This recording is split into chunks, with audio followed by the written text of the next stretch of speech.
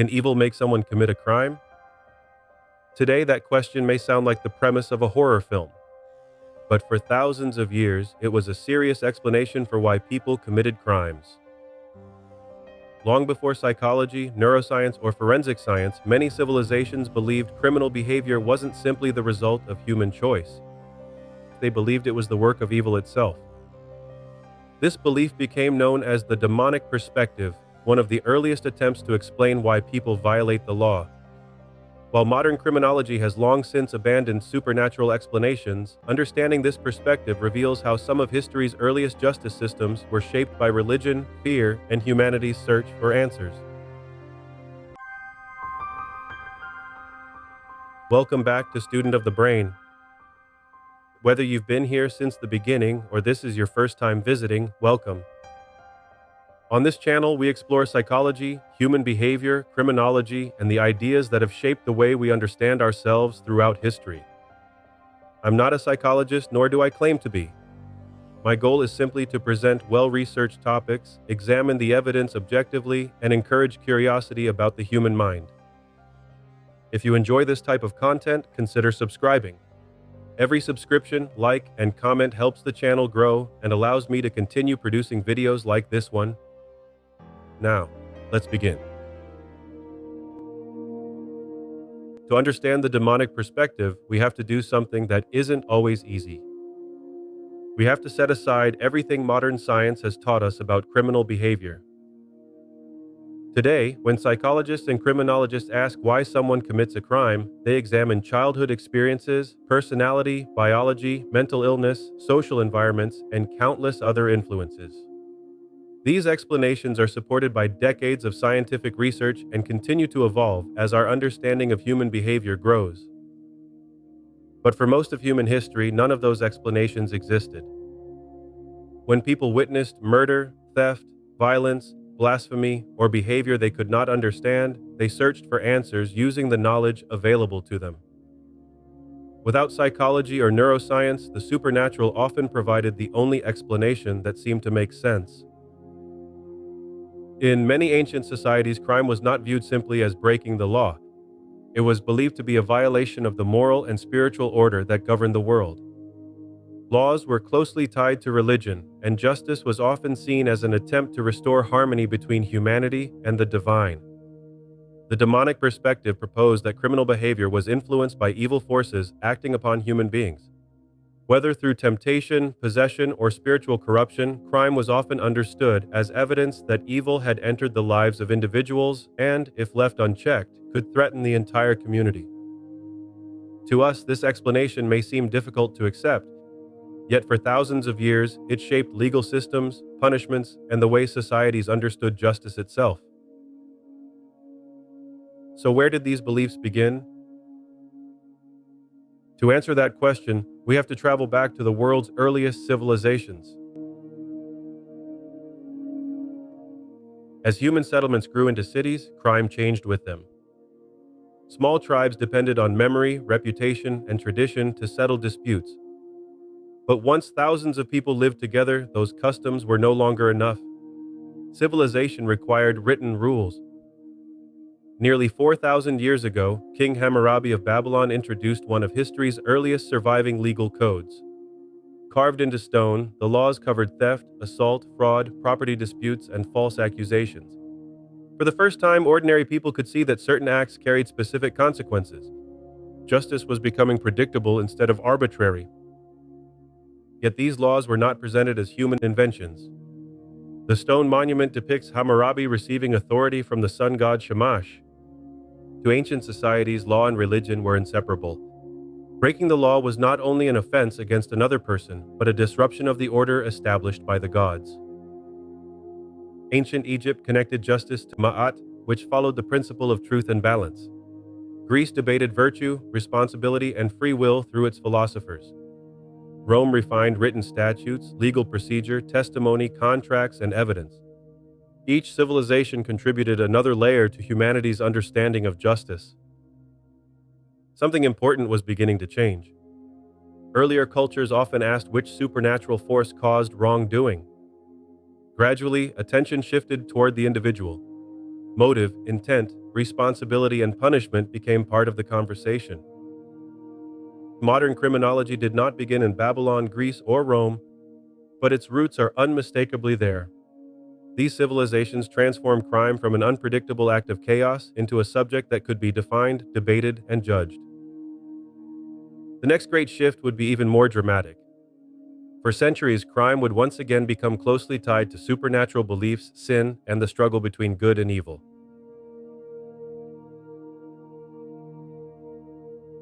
For centuries, the demonic perspective remained one of the dominant explanations for criminal behavior. It offered answers to questions that no one else could explain. If a person committed a shocking crime, many believed evil had influenced their actions.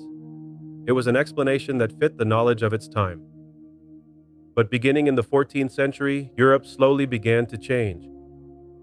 The Renaissance encouraged people to rediscover philosophy, science, mathematics, and the writings of ancient Greece and Rome. Scholars became increasingly willing to question ideas that had long been accepted without challenge. Rather than relying solely on tradition or religious authority, they began searching for explanations grounded in observation and reason. This intellectual movement reached its height during the Enlightenment of the 17th and 18th centuries. Thinkers argued that human beings were capable of making rational decisions and that society itself could be understood through careful study. If nature operated according to discoverable laws, perhaps human behavior did as well. One of the most influential voices during this period was the Italian philosopher Cesare Beccaria. In 1764, Beccaria published On Crimes and Punishments, a work that challenged many of the criminal justice practices of his day. He argued that punishment should exist to prevent future crime rather than satisfy revenge. Laws should be clear, justice should be consistent, and punishments should be proportionate to the offense. Although Beccaria never set out to attack religion, his work helped shift the conversation away from supernatural explanations and toward human responsibility. Criminals were increasingly viewed as individuals making choices rather than people controlled by unseen forces. This marked one of the most significant turning points in the history of criminology. For the first time, scholars began asking questions that sound familiar today. What motivates criminal behavior? Can crime be prevented? Do poverty, education, family life, or opportunity influence a person's decisions? Instead of searching for evil spirits, researchers began searching for evidence. This did not happen overnight. Religious beliefs continued to influence many legal systems, and debates about morality remained central to criminal justice. But the direction had changed. Humanity had begun replacing supernatural explanations with scientific inquiry. The demonic perspective was no longer disappearing because people stopped believing in religion. It was being challenged because a new method of understanding the world had emerged. That new way of thinking would eventually give birth to modern criminology. As the Enlightenment encouraged reason and scientific inquiry, the demonic perspective gradually lost its influence within the study of crime.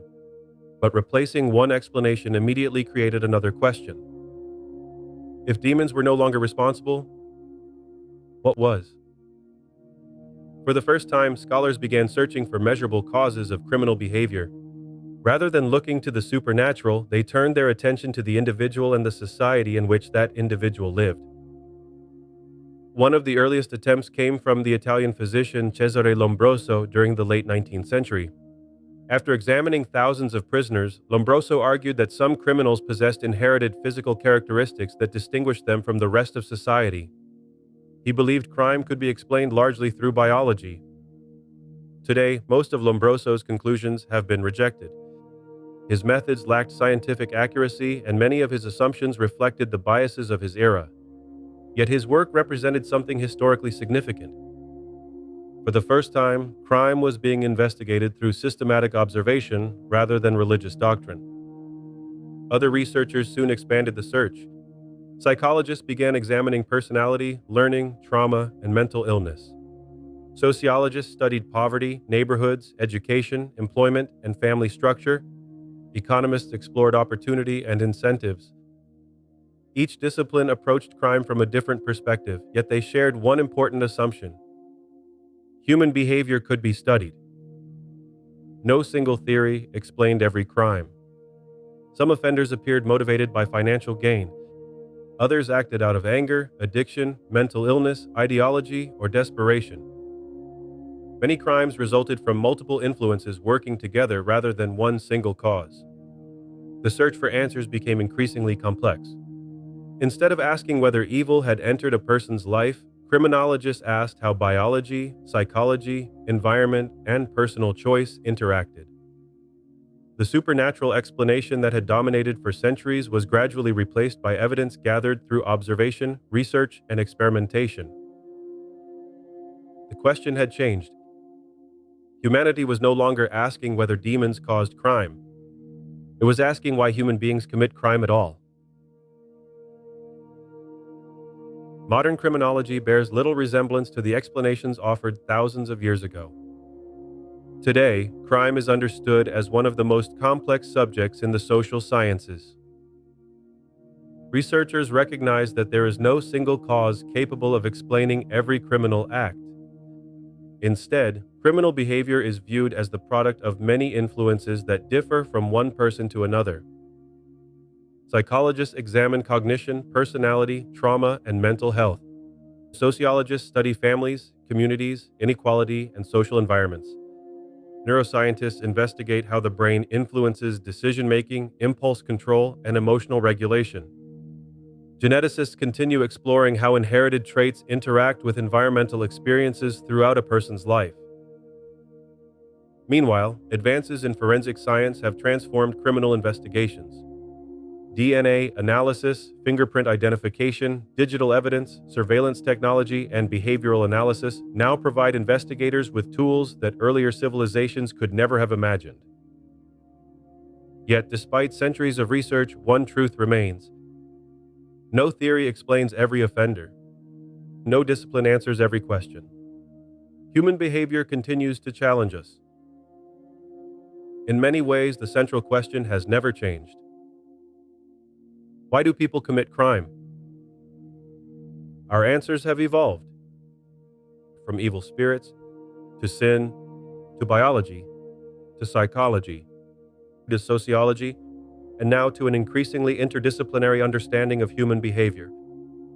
Each generation has built upon the discoveries of those before it. The demonic perspective no longer guides modern criminology, but it remains an important chapter in its history. It reminds us that every society seeks explanations using the knowledge available at the time. Understanding where those ideas came from helps us appreciate how far the study of crime has progressed and how much remains to be discovered.